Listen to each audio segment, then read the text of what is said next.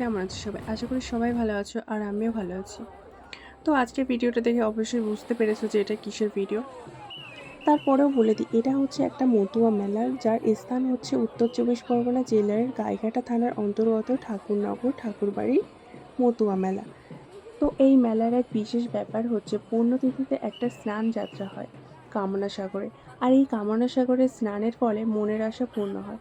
তাই হাজার হাজার মানুষ ছুটে আসে এই স্নান যাত্রা উপলক্ষে। আর এই মেলা উপলক্ষে সবাই মোটামুটি ভিডিও বানিয়ে পোস্ট করা হয়ে গেছে।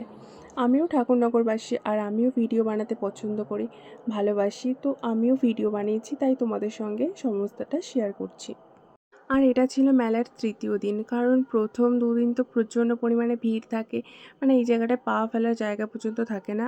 মেলাতে সবার আগে আমি আর আমার বোনই এসেছি, আর বাকিরা সবাই আসার কথা রয়েছে, তো তারা একটু লেট করছিল, তাই আমরা ঘুরছিলাম। আর ঘুরতে ঘুরতেই কালী মায়ের সঙ্গে দেখা হয়ে গেছে।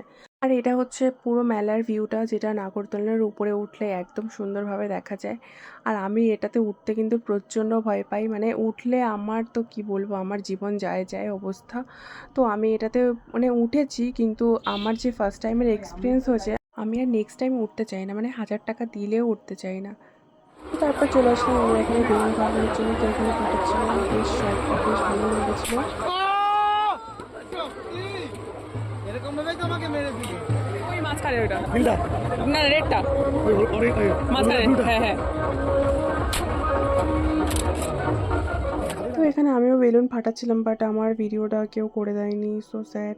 যাই হোক, বেলুন ফাটানোর এখানে কিছু কিছু জায়গায় গানটা একদম ভুলভাল থাকে, মানে নিশানা ঠিকঠাকভাবে লাগে না। আর কিছু কিছু জায়গায় মানে গিফটসগুলো এত বাজে থাকে, মানে কি বলবো, মানে নাম্বারিংগুলো এরকমই করা থাকে যে ভুলভাল গিফটস ছাড়া আর কোনো ভালো গিফটস হবেই না। তো তারপর মেলা থেকে আমরা ফুচকা, আইসক্রিম, টুকটাক কিছু খাওয়া দাওয়া করে তারপর চলে গেলাম বাড়ি থেকে। তো আজকের ভিডিওটা এই পর্যন্ত। ভালো লাগলে অবশ্যই লাইক, কমেন্ট, শেয়ার করে দিও।